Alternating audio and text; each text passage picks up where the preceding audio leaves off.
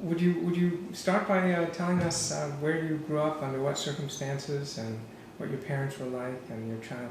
Why don't you start that? Well, I was born in Scotland, in Edinburgh, Scotland, just after the end of World War II. My father was in the British Army Medical Corps. He was a South African, born South African, who had done his first medical degree at the University of Cape Town, and he wanted to specialise. And in order to do that, you had to go abroad. But because he was a Jewish South African, his options were relatively limited. He was given the option of Ireland, where he went first, and then subsequently he went to do obstetrics and gynecology in Edinburgh. And the war broke out while he was beginning his studies, and he joined the British Army, and he was demobilised there. And to cut a long story short, that's where I was born. And I think my parents had hoped that they could stay on in Britain after the war, and having fought in the war, my father felt British. Except that very soon after the war, it was made clear that the colonial servicemen were to be repatriated back where they came from. And at that stage, my parents were already aware that South Africa's future was complicated, to say the least. And I think they were reluctant to go back, but they were put on a ship and went back. So I was, I think, 10 months old. And we landed up in post-World War II South Africa and went to one of the places where there was an opening for a young medical doctor, unspecialised, because that had gone with the war. And we landed up in Port Elizabeth, which was, as we used to say, one of civilization's outer fringes. It was sort of the Detroit of South Africa. It was very industrial. It served a large farming hinterland.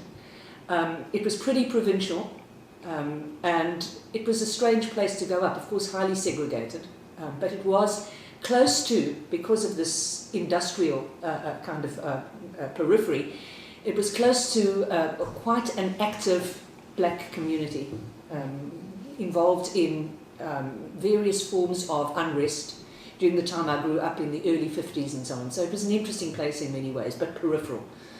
And my father was a local doctor, and we grew up in a relatively sheltered world. The centre of gravity for teenage culture was America. It sort of was beginning to reach us across the Atlantic, rock music, a kind of sense of a world elsewhere. But it was a world of apartheid and segregation, and it was, in a sense, retrospectively an interesting place to grow up in, and probably shaped a good deal of what we became. But it was extremely problematical to find a political place. Our parents were of a generation where they had seen a war, experienced racism in Europe, and they were very afraid of what it was, the consequences would be to speak out in South Africa. So they were afraid, they were unhappy with the circumstances. They did what they could to kind of address them, but they were also terrified of being politically visible. And so for young people with a political sensibility, it was not easy. Jean, I think we need to move your recording angel. Okay, yes. We'll put the recording angel here. Let him record history from below. I was born in South Africa, in Cape Town. I may just be the world's first baby boomer. Since the baby boom is held to start on the 1st of January 1945, and I was born on the 1st of January 1945, at 7 a.m. in South Africa, which is more or less midnight in New York.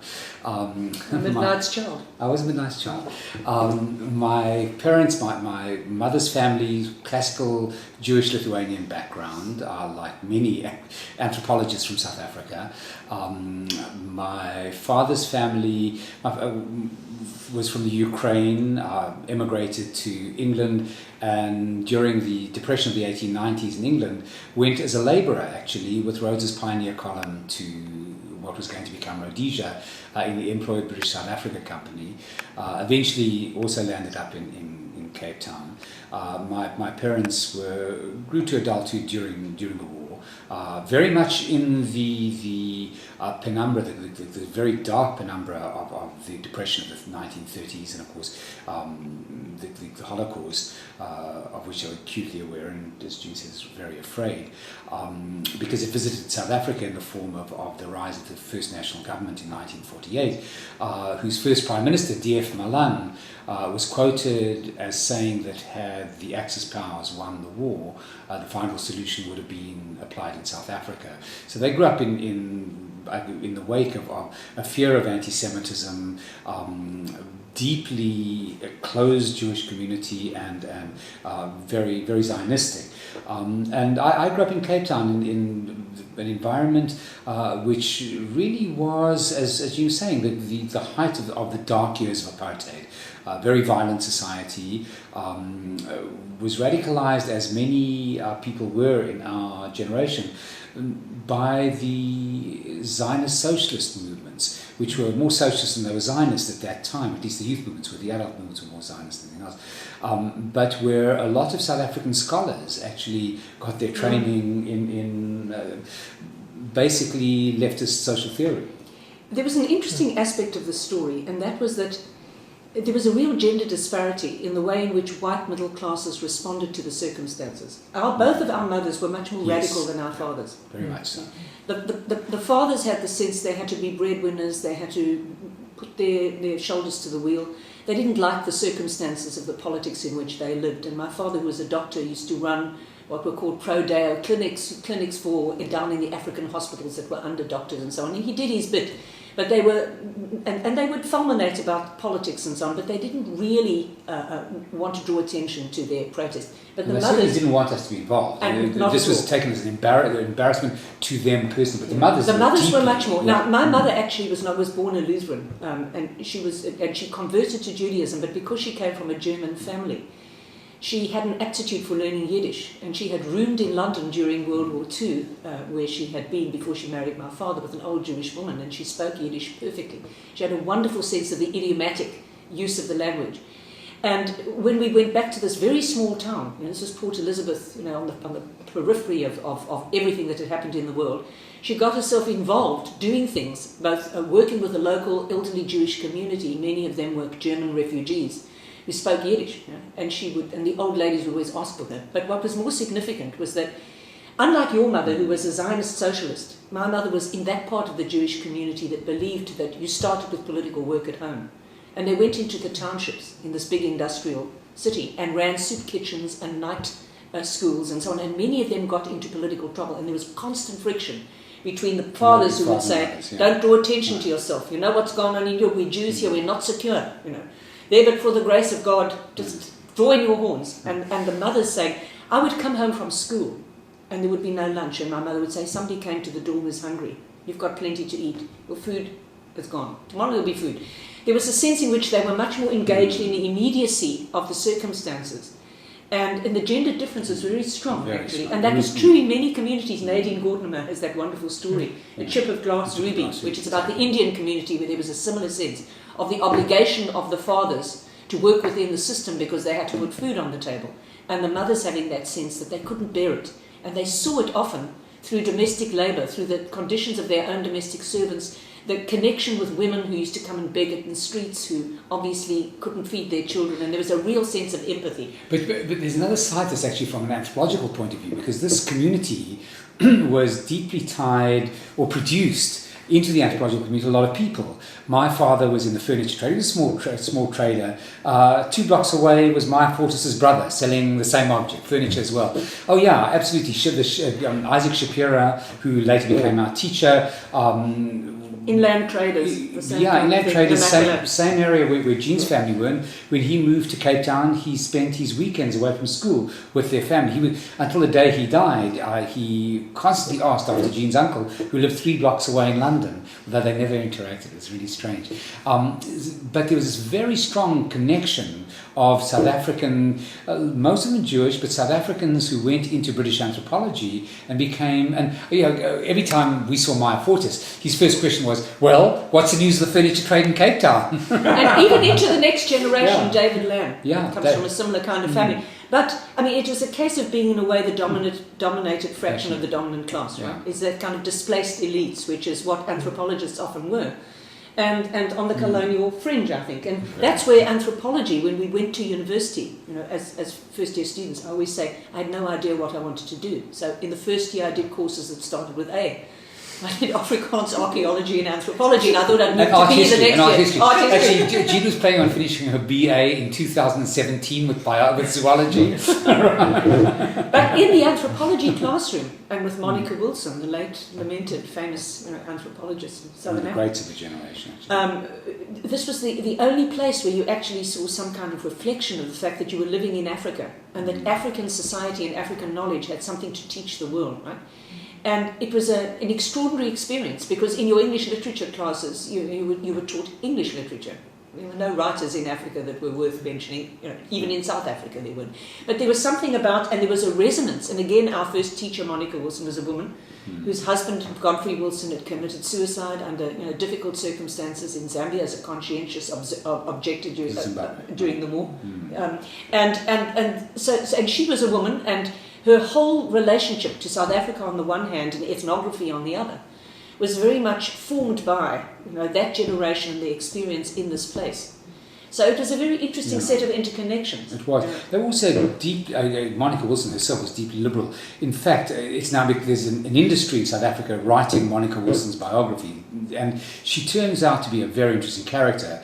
And as interesting, of course, was Godfrey, her husband, who committed suicide, as Jean said, who was a radical way before his time. In the 30s, he was writing about African proletarians in a way that really was to anticipate world systems theory. It's quite prescient. Reading him now is almost spooky, the extent to which he anticipated a lot of Marxist theory, a lot of economic anthropology of the left. But what was interesting about the School of African Studies in those days, anthropology was in the School of African Studies, along with archaeology and African languages, it was the only place on the University of Cape Town campus that was licensed to have black and white faculty together. So this was and what is more, this is a period, 64 to 66, the period of the sabotage trials, the rise of Contouassizwe, etc. And that it was a very strange moment. Very repressive. Very repressive. It's very hard to explain to our students what it was like growing up in a fascist educational system, because under South African law, anybody who'd had any connection, unspecified what that connection was, with the Communist Party, basically with anything to the left of Attila Hun, was deemed communist, and that meant that people could be summarily relieved of their jobs. And this happened to a lot of our teachers. Jack Simons, who was the other department was Comparative African Government and Law, and Jack Simons, who was a hero on the left in South Africa, wrote a brilliant book called Caste and Colour in South Africa. He in fact trained many sort of well-known South Africans, Albie Sachs, the sort of great legal protest generation, etc. He was summarily banned during our second year. Simply, one day he wasn't there. And this kept happening around the campus. Lots of people, and we were, of course, out of the classroom as much as we were in it, the street protests on campus. It was a very strange, very repressive era. And, of course, many of the books we teach now take for granted were banned. There wasn't a single text by Marx. There wasn't a single... Peter Worsley was banned. It was amazing. Ronald Frankenberg was anything that had any hint of socialism, communism, etc. So if you wanted to, and you could get access to books, you had to go and sit literally in a cage on the 5th floor in the library with a pencil while there was a security person who watched what you were doing, so you couldn't take anything out. It was a very strange world. But anthropology in that world, as you were saying, seemed to have a resonance with contemporary South Africa like nothing else did. It wasn't a radical discipline.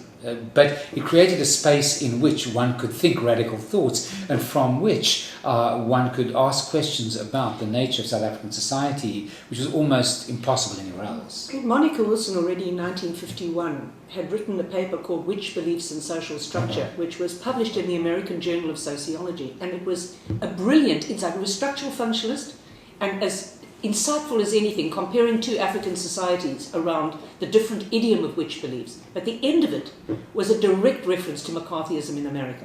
And raising the question, is witchcraft simply an African phenomenon? It was so ahead of its time. She was also writing books with titles like Reaction to Conquest. And she saw anthropology as part of a colonial, encounter and aftermath. And it was interdisciplinary. It was also always hitting at where apartheid touched ground. So, for instance, she was involved in the Kaiskama Hook survey, which is a survey of the Eastern Cape poverty, right? Which actually looked into the conditions of what this racially segregated society meant for ordinary people, for nutrition levels, for life expectancy levels, for that sort of thing. And that was quite extraordinary and unprecedented anywhere. And also it was a world in which Africans spoke. You know. Through the texts of ethnography, through the collaborations with these studies and so on, there were people who spoke about this world. And it was a world that was unfolding around you all the time. It was mute. So that there was a lot of protest, but it was always mouthed by white theorists or white activists. And African voices were really sort of almost inaudible. And the anthropology world was one where that was different. So it was really also, as it turned out, she had a very strong sense of herself as part of an anthropological couple. So when we were engaged, when we met in anthropology. We met in anthropology. Yeah, we met in one of her classes actually, and started arguing then. and, she sort of took us under her wing. There was a deep sense of identification. They'd been very much an anthropological couple, had written together, etc., which of course we later went on to do. She had done a kind of historical anthropology. She was editor of the Oxford History of South Africa, co-editor with Leonard Thompson. And we went on to write about historical anthropology. Jean wrote about ritual in ways I think that she was very proud of actually. So there was a very strong genealogical link with her. I mean, people often say to us, "Oh well, you're products of the Manchester School." We weren't, not at all. I mean, we worked in the Manchester School in Gluckman's very last years, although he was then no longer the head of department. He was a Nuffield professor, a research professor. Emrys Peters was, but we happened to fit into that world by virtue of the things we were doing. Jean Moore in sociology with Peter Worsley and Clyde Mitchell. Well, there were nepotism clauses at that stage where husbands and wives could not be in the same department. I worked in the medical school. But also he had a strong, I mean, Peter Worsley was a close friend and a wonderful, he was a wonderful pedagogue to us in our early days. But Terence Ranger was there too. Terry Ranger was there, yeah. It was a wonderful, Manchester in those days was an extraordinary place. It was really vibrant. It was frankly oriented against the South, right? It saw itself as existing in opposition to Oxford, Cambridge and London, which is kind of fun if you were there. You had to have something to... Gluckman's own image of the world was a soccer league, in which, of course, we were Manchester United. And Gluckman was also South African. And married to a well-known leftist. Yeah. So that while he had family who were very involved in Israel, the Attorney General and his younger brother was the first Attorney General, and a brother who was a journalist on the Jerusalem and Post. The sister married John Scott. These are very incestuous relationships anyway. But the fact was that he was he'd been a Rhodes Scholar, but he was assertively a red brick northern person. Yeah? Although, of course, between those two periods, we went to the London School of Economics, and that again was Monica Wilson, who said, "For you, maybe not Cambridge." We never quite knew what she meant. We knew exactly what she meant, actually. But the LSE, and that was formative because we were there in the late... 68. In 67, 68. And this is where our major company, because we were put into a class... If you came from outside of the British system, you didn't move directly into a graduate program with a BA. You had to go onto a kind of remedial year where you took courses and then wrote an exam, and you either passed, or there was just pass fail, right? You either went into the PhD program or you were sent back. Pass was an upper second. Yes. But our company in that class were all draft dodgers from the US, right? So there was a very particular kind of political environment there. When we first arrived at the LSE, Mick Jagger had been in living memory a student there, right? And was still holding concerts on campus to support the sorts of ferment of youth culture in the late 68, when there was things done in sympathy with Parisian uprising and the anti-war in Vietnam and so on. And Jagger and his band then, who we were just beginning to really make waves in Britain, used to raise money for the Socialist Society, the LSE, and this was all going on while we were there. So the whole ferment of Europe. I mean, 68 was happening. The LSE was closed for most of our first year there. The anthropology department decamped to the Royal Anthropological Institute in Bedford Square. Yeah. But we spent most of our time in protest. The Great Grosvenor Square March, the anti-Vietnam moment. That was before the LSE was purged. It was then quite a radical place. Remember when I first arrived outside, it's now no longer an open street with traffic, but in front of the main building in Houghton Street you would walk and the big black cabs would come around the corner very quickly. And I was just walking across the street, and this cab nearly knocked me over. And as I leapt onto the sidewalk, he looked up at the school and he said, "If you want to be read, you've got to be quick."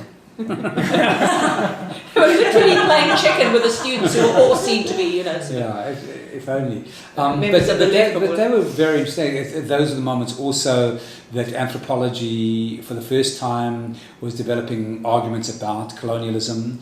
After all, Talal Assad's book, the Anthropology of Colonial Encounter, was going to come out in '73.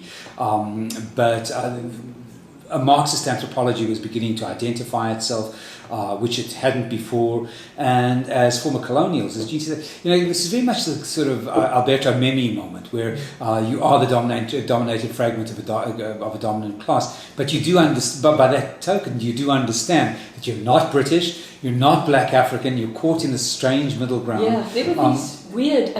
When we were at the LSE, they still had Firth's original collections of field notebooks, and Malinowski's cooler objects were in a glass case in the seminar room, right? On the fifth floor. On the fifth floor. Now it's sixth. And we would be sitting there when there weren't seminars, the famous Friday morning seminar. You'd be sitting around with other graduate students, and there were people like Joel Kahn and Jonathan Friedman. People who were going to become like the founder members of Marxist anthropology, and we were all sitting there, various expatriates, and we'd go out and hear somebody like Tariq Ali giving a radical talk about the nature of the war, and then you'd come back into this hallowed environment with the pith helmets and the cooler objects and sit around the table and talk about field work with Lucy Mayer, who still believed that facts and values had to be separated. It was very, very Danny interesting. Cohn-Bendit was on campus often, as you said, Tariq Ali. And there were, of course, a lot of South African anti-apartheid figures who'd either had to leave the country or left the country just in front of having to leave it. Robin Blackburn, who subsequently left and came to the new school, was one of the young faculty leaders. I think he was young faculty. Yes, he definitely was. And of course, at the same time, the new left was beginning to form around economy and society, etc., etc. So they were very interesting days and had a major impact on the way we were going to think about the world. Anthropologically, Alfred Gill, the late Alfred Gill, who died so tragically so young, was such a brilliant and inventive anthropologist, and he was part of this group. So it's interesting because he, for instance, came from quite a sort of intellectually aristocratic background, but the LSE was this place of ferment. And you had to be in a big city to be able to feel this. This is what I've always felt about a certain kind of anthropology. It's you need to be in the city to feel these kinds of things. As a student body, we actually was quite interesting. The winds of change was felt on campus. But they were, and we were all going to experimental theatre and all talking about this stuff. And there was a real sense of the empire beginning to strike back. African theatre, South Asian theatre, movies, etc., etc. And in a way, it was quite an extraordinary opening up, because anthropology, at least in the universities, has tended to be quite insular in many of the places we've taught over the years. It certainly looked that way at Manchester when we first got there. Changed during the 70s radically.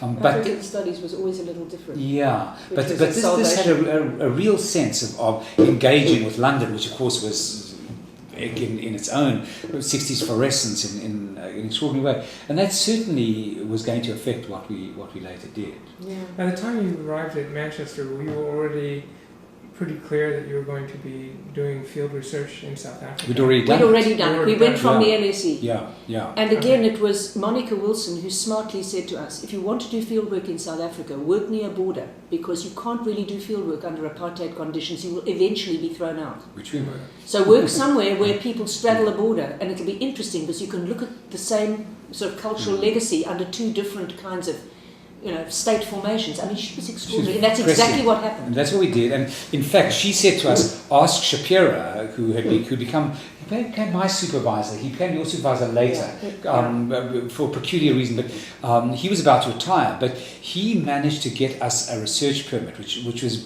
basically impossible, because there was a permanent secretary, I think it was, in the embassy in London, who'd been a student of his. And he wrote to this guy, I don't even remember his name, it's an Afrikaans character, who'd been, I think, did a diploma at the LSE or something, but he'd known him. Maybe in the old Bechuanaland days, but he knew this guy. And that's how we got our research permit, because nobody was getting research permits. But Monica had the prescience to say then, you may have a research permit, but that doesn't mean to say you're going to finish your field work. We did actually, but barely. And when we went back to really follow up, we went to the other side of the border. Yeah. But after 19 months, when we left because we were very sure we weren't going to be. A security person seemed to be looking at us very closely. All kinds of stuff happened. Which it was impossible doing field work. Yeah, it became, and it just we got the sense that if we didn't move, we would be moved.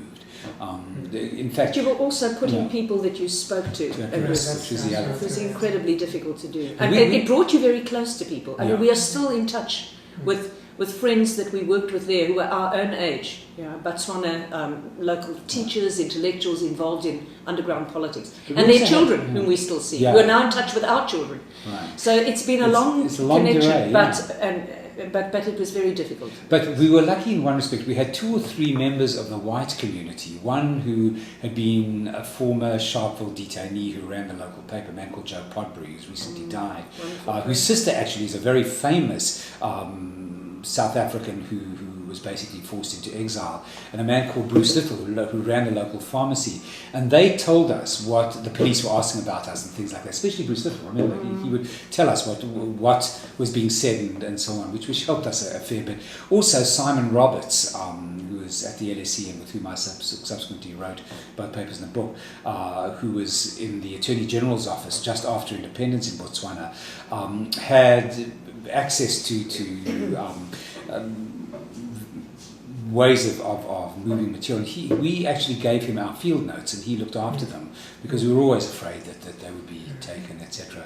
And Simon became a lifelong friend. But in fact, we were recollecting quite recently how he took our field notes from us. But we also had a lot of collaborators, friends in the black community, particularly people in the church, which was always a refuge for politics there. And I was working on churches. I had been, of course, I left the LSE assuming that I was going to study traditional religion, right? Because Christianity was what historians or sociologists or comparative religion scholars did. But when I got there, this was the kind of idiom of life, right? But it was a very particular kind of Christianity made under local historical conditions. But several of the leaders of the churches, they were extraordinary people who were involved in everything from feeding the hungry to, one of them actually being the priest for Robert Sobukwe, famous struggle detainee. A man called Chifupa. And he took us actually to be ritually treated by a local healer very soon after we got there to protect us against the security police. So we had all kinds of... But the most significant thing there was that, in terms of the story that I sort of just told, that the kind of structural functionalist methods and theoretical armature that we left the LSE with at this point in the late 60s just were kind of totally inadequate when we got to this world where you couldn't separate religion from politics, you couldn't separate ethnography from the structure of the whole apartheid colonial state. There was no way that you could see these things as not a product of a very large history. And so, and the border in a sense was both there and not there, so it forced us into a kind of anthropology that it was difficult to write when we got back to the LSE, and some of that stuff was put on hold until we started writing our own books and were in independent jobs. But it was an amazing forcing ground. It also very early got us working with other scholars, as John has said, Simon for instance, and others who were working on a new kind of social science in South Africa. And that was a saving grace, because even where anthropology wasn't interdisciplinary, as it wasn't initially in Manchester, Certainly wasn't. there were these comrades who worked together and read each other's materials and so on, and just pulled you into another mode of thinking altogether. So it was interesting. So were South African anthropologists in general aware of the fact that the structural functionalist model was lacking in the... Yes, and became kind of quite... a little bit after this, there was a period of complete kind of freeze, in the sense that it was impossible to know what to do, right? Because you couldn't do field work, really. We couldn't have gone to this place to do field work if we hadn't come from a British university. From a South African university. We had never got permission. We wouldn't have had the confidence to even think it was possible, right?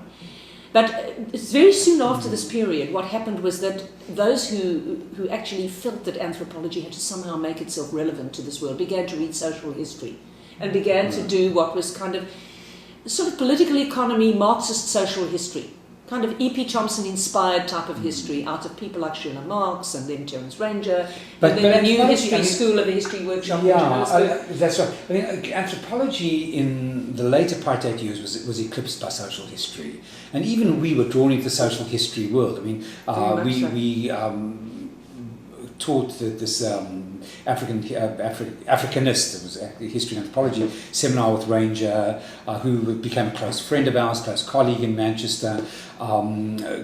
Historians like Colin Bundy and William Baynard became our interlocutors. We worked much in the more. anti-apartheid movement together. That's right. We worked in the anti-apartheid movement together in Manchester. In Manchester. In fact, Jean and I and Colin Bundy and a man called Zola Zembe, who was a unionist, actually formed the anti-apartheid in Manchester, and that took up a lot of our time. Also, a woman called Melody Tezuka, who was a social worker, and we got very involved with the British Labour movement and the boycott, etc., etc. So there was a lot of political work that also bound us to that group of historians, and they became our much closer interlocutors. After it wasn't fashionable to do historical anthropology even then in England. It was sort of slowly edging into more into the discourses of the left than it was into mainstream anthropology. Of course, American historical anthropology was a different creature entirely and had very little to do with us. It was much more cultural, whereas we were sociocultural anthropologists. And in fact, we were probably too cultural for British anthropology and too sociological for American anthropology and too historical for both. Which wasn't a very comfortable place. But Manchester, because of these interconnections with Ranger, with Bundy, etc., was a comfortable home in which to have uncomfortable arguments. And I think that decade was almost a decade, was deeply formative for both of us, because I think... yes, because there were also differences with historians. Oh, deeply. Lots of differences. I mean, there was much more of a kind of... somewhat fixed set of Marxian expectations as to how you explained colonialism and its determinations at the local level, right? And there was a concern, for instance, with consciousness.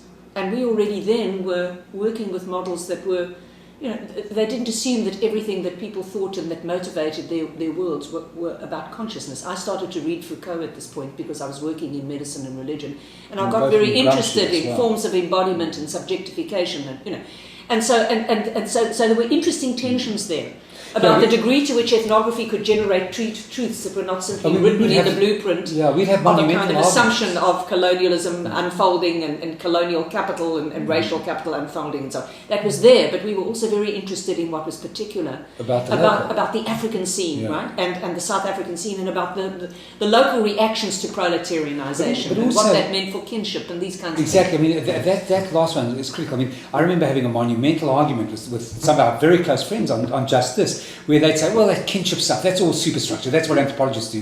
And we'd say, but how do you actually think you understand a relation of production in Africa that isn't, in some sense, articulated through the idiom of kinship? To talk about matrilaterality or patrilaterality is not talking simply about an idiom, it's talking about a material set of relations. So if you want to come and understand anything like African quotes, modes of production, let alone process of articulation, you don't understand that stuff, you don't understand anything. All you do is get very abstract forms. And of course, life in colonies isn't about abstraction. Abstraction is violence. So we would have these kinds of arguments all the time. It came to the head particularly around the work I did for my PhD, which is about churches and resistance. Right? And it turned around the whole question of what constituted political subjectivity, resistance, agency. Right? And I was very concerned with the fact that the world that we found, particularly on the ground in the Northwest where we did our fieldwork, was one where people were living in tension, but also in some form of collaboration, which is where the Gramscian model kind of came in, with this regime. You know? And I was very aware of the fact that there were ways in which they were creating spaces for themselves, you know? Creating senses of autonomous worlds, of meaning, of significance, of action, of independence, that were not political in the sense that they were paid up members of any one of the formal movements, but clearly were iconoclastic in significant ways, or were reforming the world, and they did this through the idiom of what the churches provided. And so I got into these arguments about to what degree was this form of action, resistance, to what degree was this something which was political, with a small p, and how did we have to rethink the margins between the religious and the political, for instance, around these, or the symbolic, and the consciously ideological. And those sorts of questions were very much at the fore of these of that period. John, what were you working on when you were working in the church? Well, Jean has a wonderful line which is absolutely true, which is, so anthropology was deeply gendered when we were at the LSE. So she got religion, I got politics. It really was, and the LSE didn't entertain any possibility about doing a PhD together. We raised it, and this was just, the model of the individual author, the kind of heroic anthropologist, really did apply. In some senses, it was no different here until we got. Yeah, it wasn't any different here either. Absolutely, and basically we started to write together as a way of arguing that tradition. But so my doctoral work was on politics, and was particularly looked at the nature of African politics in the colonial, post-colonial world. It wasn't then called the post-colonial; it was called I don't know what it was called at that moment. Apartheid didn't identify itself in that nomenclature, but it was in colonial and apartheid period politics. And I was concerned to look. It was several things to re-theorize the nature of the political. My own teacher Shapiro was the author of a particular notion of government politics, and written 2 books on the topic, in which African politics was seen basically to be sterile. African politics was about administration, it was about order, had nothing to do with power at all, it was about authority, which struck me fundamentally as wrong. I mean, I worked for peculiar reasons on the historical record of Tswana chiefdoms before I ever went to the field. It struck me that they operated on very different models, the models that had been basically become the orthodoxy of political anthropology. And I went to the field wanting to, as it were, take a radically different look at how power worked in pre-colonial colonial systems, and did. But of course, like Jean, I found that I was working in a world of apartheid. The leader of the opposition faction in the chiefdom that I was working on happened to be national treasurer of the African National Congress, right? So the question became as well, how did these things interpenetrate, and how did these worlds, which anthropology since 1940, since African political systems, had treated entirely as islands and discrete unto themselves, how in the first instance those islands were built on contradictions, not on principles of order, which they were profoundly about struggles over legitimacy, struggles over power, with active notions of the oratorical construction of competitive realities, etc., and how these were dialectically entailed in worlds beyond them. And that's what basically became my work. Also, by coincidence, got involved in law. I didn't intend to, but so much of the political, ironically, Jean always joke that the world is evolving toward Africa. In some ways it is.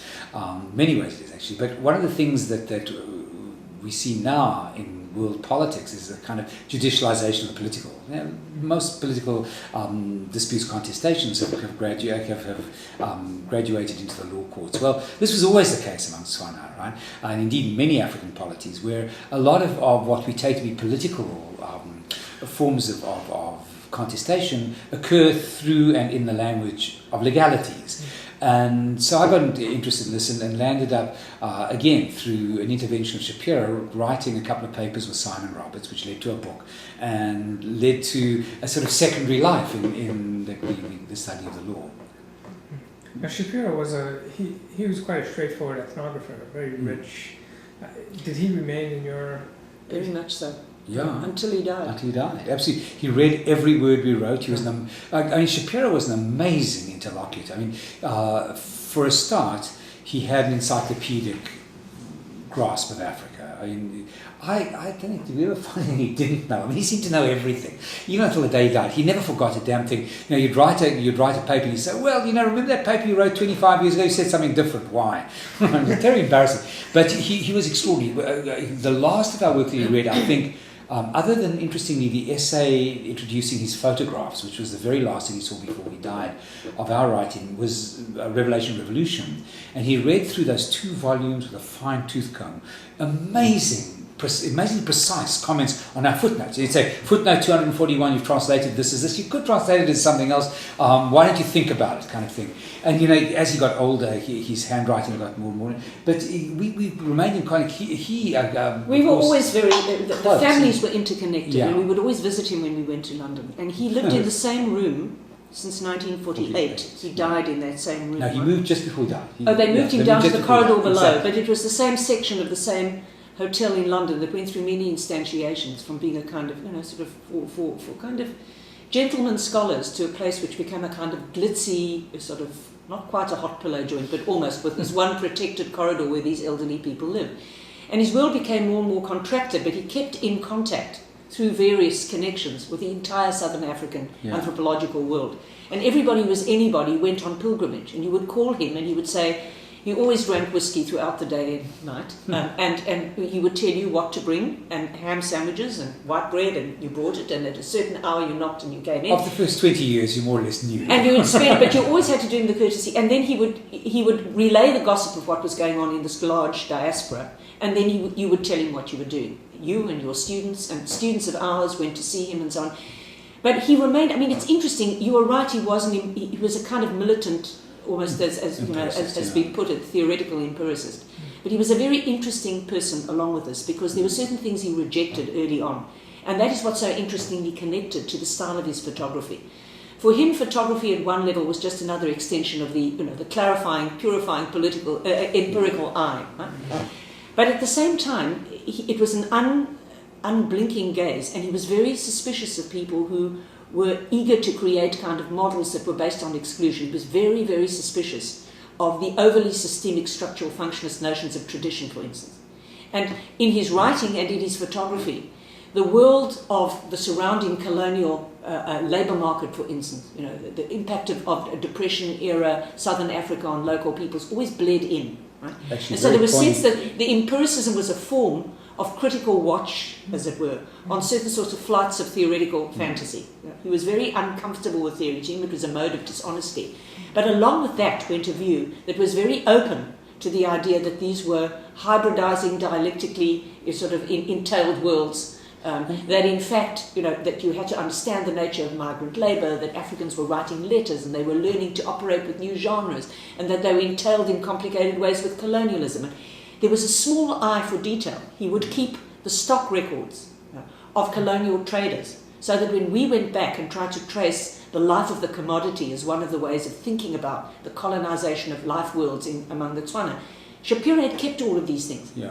Which colours of blankets were sent to Bechuanaland, as it then was, to which traders, which ones were bought and which ones were sent home, and why? What colours did women not like to buy? What images did they not like? So those small details, he had an instinct for the fact that they were significant. And there was a kind of material groundedness about the way he saw the world. It was also linked to a kind of big man theory of history. He did the history of chiefs and particular tribal innovators and so on. But it was a very interesting clarifying. It was also a practice theory in a way. It was not theorized in that way, but that was very much where the center of gravity was. You looked at what people did, and from there you found the concepts you needed to explain them. And you never closed your gaze. And that's right. Prematurely. That's actually an acute observation, because it's interesting. Although he objected to theory, he never objected to our writing theory as long as we demonstrated a fealty to the ethnographic. He would cross-question us about an ethnographic practice, and really cross-question us. And he'd get cross if we didn't have answers for him. But in a way, if he felt that we knew what we were talking about, the rest was okay. And if it was clarifying. Yeah. The most poignant moment in our this relationship is to him was that he was always in love with these pictures, and in a way the pictures spoke more clearly than he could. He was a very shy man. His father had committed suicide when he was quite a young man. He'd had a very strange and unrequited personal history. And so he was always more of an observer. I always felt he was a bit like a kind of Lewis Carroll figure. He looked in and he was more comfortable with women and children. It was not a voyeuristic thing. He just felt easier, because also he'd been locked out of those kinds of intimacies as a child, right? And the pictures said more than he could. There was a tenderness in the pictures that he was never able to express directly. He was always gruff. So he'd always had these pictures. When his life became smaller and smaller in this tiny room, he gave away his books. He gave away everything but the pictures. Extremely generous person. And the pictures he would send on Christmas or New Year, he would send you a picture, a photograph. And it was usually connected in some way to what your work was and his. But he gave them out slowly and sparingly, but he was like giving of himself, as it were. And he always said he wanted to have these pictures published in some connection. And he started talking to an editor in Germany about this project. And that editor first got in touch with us and said, look, could you write an introduction to this volume? Shapiro had said that he wanted us to write an introduction. Yeah, that's right. I think Shapiro had cued him in. And so we started working, and eventually there were so many problems getting the copyright. He'd given us the copyright of some of these pictures. Some were with the Royal Anthropological Institute. Anyway, to make a long story short, it fell through with a German publisher. And we picked up the project. Shapiro was then in his mid to late 90s. Yeah. But he so much wanted this book to come out. And before we'd finally settled the copyright matter, we wrote the essay. And we wrote it in Derbyshire in England, where we spent a lot of our time. And we took a certain liberty because we wrote about photography and empiricism and so on. But we also wrote about him and what we thought the camera told us about him that he had not said about himself. And we sent it to him when we were finished. We were nervous as hell. Because there were references to Susan Sontag, and we thought, oh my God, he's not going to like this. And came back in this shaky hand, this very short note which said, you've shown me something about myself and my work that I never fully understood. You've made an old man very happy. It was very touching. And then, of course, he was very thrilled about this, but then he died before we finally got all the permissions together. God. But it came out. It was one of our lifelong struggles getting that blooming book. It took us in the end about 15 years, I think, to actually get that book. It was like a detective story. In the end, students of ours were doing fieldwork in Botswana, went and spoke to people in the Botswanan archives, and finally it got together. And it was actually a labour of pure luck because, the photographs were eminently worth publishing, there's no question about that.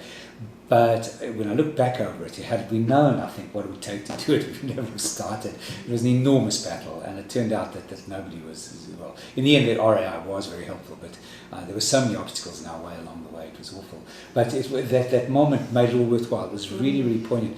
I hope that at 95, if I'm alive, which is unlikely, I'll be able to tell a student that they taught me something I didn't know about myself. And it made me very happy. He was a very generous person.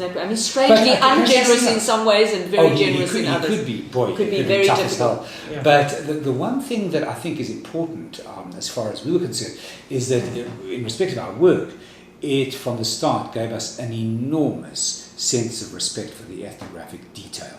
Over the 40 years or whatever we've been doing this, we've written very different kinds of things. But the one thing that the sort of spectral voice of Shapiro in our heads, along with Monica, who's the same, was never lose sight of the ethnographic. And many of our theory-oriented friends and colleagues, not necessarily in anthropology but everywhere, say, well, the notion of grounded theory doesn't make any sense. To us, it's the only thing that does make sense. And often we've been taken to task for obsession with detail, how the interpretive weight we put on a single detail, a few details. But ultimately, I think Shapiro was right. His mantra was that he would like to be remembered not as a theorist, but like somebody like Gibbon, who wrote Samuel Pepys. Or Samuel Pepys. He said the Samuel Pepys or Gibbon, who really wrote a history or really captured a moment in all its fullness. And Maya Fortis once said, just in joking before he died, said, when they write the history of anthropology, I may rate 2 or 3 lines, Leach 1 line, he didn't like Leach of course, X 2 lines, and Shap will rate pages because he's the one person who's produced a record of a people that is absolutely unparalleled. And it's of great use to you see, for instance, in Tswana courts, and in Tswana churches, that they use his handbook. It's quite a remarkable thing to see them pulling out the ethnographic record as a guide to what the tradition was. Yes. And as a result, you could argue with him or argue with his work in really, really interesting ways because you could actually take it and say, well, this can be read in 3-4 different ways. So what are the stakes in reading it differently? Which, of course, is an enormous tribute. I don't think anybody writes ethnography anymore that you could really take and reinterpret solidly from a different theoretical perspective. It was an extraordinary tradition. How would you say that since things were changing so quickly and have changed over the course of the years that you've been doing field work, and you, as you pointed out, were in a borderland to start with. There was no kind of solid this is where you do kinship and economics and kind of. How do you think that you've dealt with the question of delivering a solid ethnographic record at the same time that you were coping with the theoretical? Differently. Yeah, Very differently, because the sense that there was a bounded world which was reasonably self-evidently territorial and constrained to cover the Khatla, the Tswana, was compromised from the moment that we got to the field. I mean, it was compromised, some would say always, right? But the fact was, when we got to the field, it was already impossible, which is why, for instance, one of the first long stories we did included both the English missionaries and the Tswana. Right? Now, that's an act of hubris. Right? We are not English historians, we're not English sociologists, and there were many historians who were very unhappy with that kind of leap. Who were we to be able to open up this field on both sides of the dialectic? What did we really know about those archives? But that complicated the question of what constituted the field, the different kind of levels of scale that were relevant or pertinent to any particular problem. Right? And so, in a sense, that idea of total coverage was less viable in the sense that Shapiro understood it. Yeah. It was never our goal. However, biting down deeply enough into a particular terrain so that you really understood or thought you had some understanding of what was going on was still the job, right? Was still the project. So that if one was writing about the nonconformist missionaries from the north of England in the early 19th century, you really had the job not only to read their letters and to read the history and that has been written about that world, and to read the local newspapers, and to